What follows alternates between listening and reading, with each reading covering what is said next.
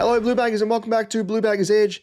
Now, we are here, of course. The draft is fast approaching, so we are in the midst of checking out who we're going to get in our draft haul. Of course, one of those players at the centre of it all is Harry Dean, and we are, of course, discussing in recent days, past few hours, in fact, that there is the reported expectation that we will be trading our picks 9 and pick 11 in order to match bids that are expected to come very, very early.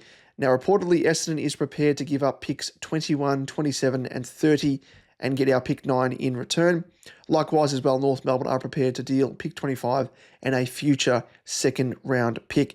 Now, it sounds like a bit of a strange move, but there is a tactical bit of logic behind it all, and it virtually stems from safeguarding an early bid on Harry Dean that the club expects now to come within the first 8 picks. And in fact, in recent times, there are whispers that the Eagles could go as early as bidding with their pick 2.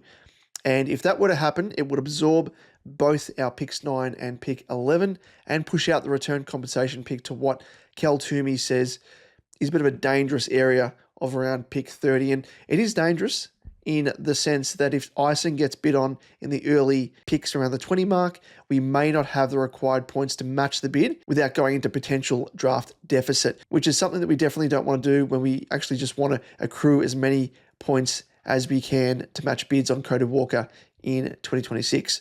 Now, the deal with Essendon actually gives us 1,708 points in total from picks 21, pick 27, and pick 30 compared to pick 9, which holds a standalone value of 1,355. So that means we are ahead 353 points in the deal, which is equivalent to getting, say, a pick 33 in value for free on top of the picks that we are getting in terms of picks 21, 27, and pick 30. By the way, what you can see on screen here is an example, a screenshot of the fantastic tool released by Pommy and Oz, the Draft Simulator Toolkit. You know who he is. Released this free of charge and great fun. So full props to him. Tip of the old cap and go and check it out. Do yourselves a favour. So the deal with North Melbourne, however, that's a little bit murkier and much more of an unknown as we are dealing, of course, pick 11, which is worth 1,205 draft points for pick 25 and a 2026 round 2 pick. And as to what pick that lands on, of course, depends on where North finish in 2026. But if they finish in the bottom 4, it'll be a pick in the range of 19 to 22, of course, before we factor in father-sons and academy selections for 2026. Pick 25 is worth 590 points, whilst a pick 19 to 22 in that range could be as high as 796, right down to 757, 721, or 686. So to break even with the draft points that we are giving up with pick 11, we would require North to finish at least 15th to accrue 686 plus the 590 points from the pick 25 in this deal to hit 1,276 points and be ahead in the deal. So it's fairly dicey there. You would think that North Melbourne probably teetering around that bottom 4 mark yet again, but who knows? They've been gathering enough young talent across the past few seasons where they are expected to make a jump up the table. So not a guarantee by any stretch.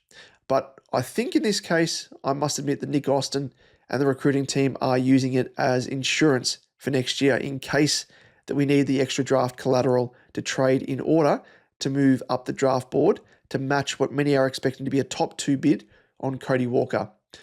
Remembering, of course, that we will already have our round 1 pick for 2026, along with Sydney's first round pick, which we got, of course, in that Curnow trade. But we can never be too safe, I think. And, I just think it's utterly embarrassing for a professional sporting organisation, and I say professional in inverted commas here, to not yet have released the official changes that they want to make for the 2026 draft for father-sons and academy selections. Sides have, of course, traded away picks and may have done so, not knowing that it's to their detriment if it comes out that the AFL want to enforce sides only being able to match bids with their first 2 picks. So, teams trading their high first-round picks or even, future first-round picks for 2026, you're shooting yourself in the foot. So I think the expectation is league-wide that these changes will come into effect. But that aside, You're a professional organization. You would never see this happen in the NBA. You would never see this happen in the NFL, soccer leagues around the world. It's just really is piss poor. It really is. They've done this across the journey of the AFL, where they sit on their hands. They've had enough time to discuss things behind closed doors as to what avenue they want to go down and make a decision, put it in place, because now teams have to kind of operate their trades based upon whispers, rumors about what could happen with the changes for next year. Sometimes it does really make me think how unprofessional this sport is and the administration behind it and everything else. It really is piss poor. But hey, I could chat about this for hours, so I might reserve that for maybe a separate video down the line when they do, get around to finding time to release the rules, the changes for 2026. Just utterly ridiculous. So all in all, I think that we can blame, the situation that we find ourselves in now, having to trade these first 2 picks.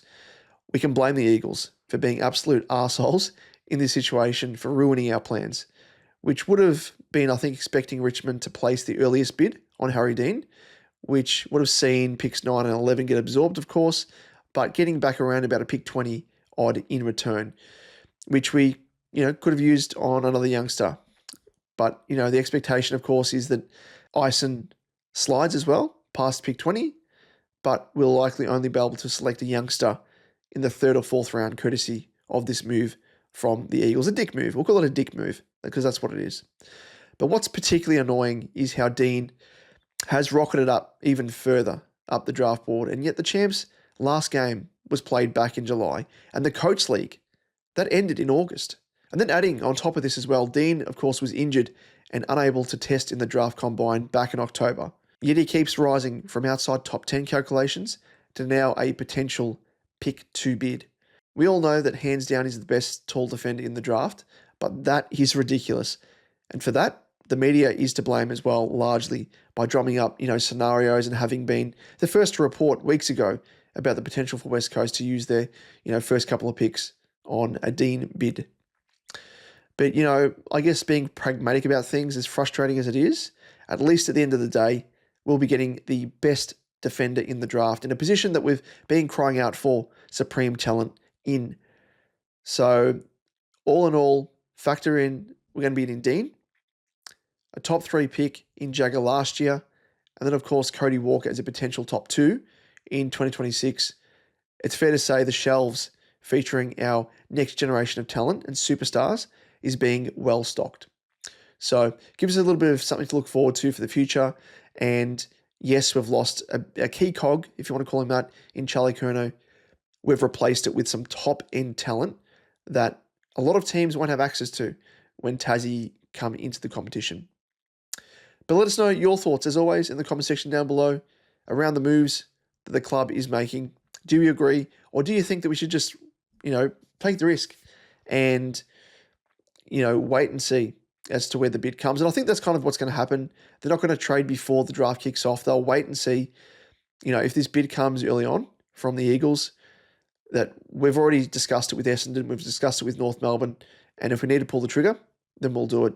So personally, I don't mind it, but let me know your thoughts. Always interested to hear what you are thinking.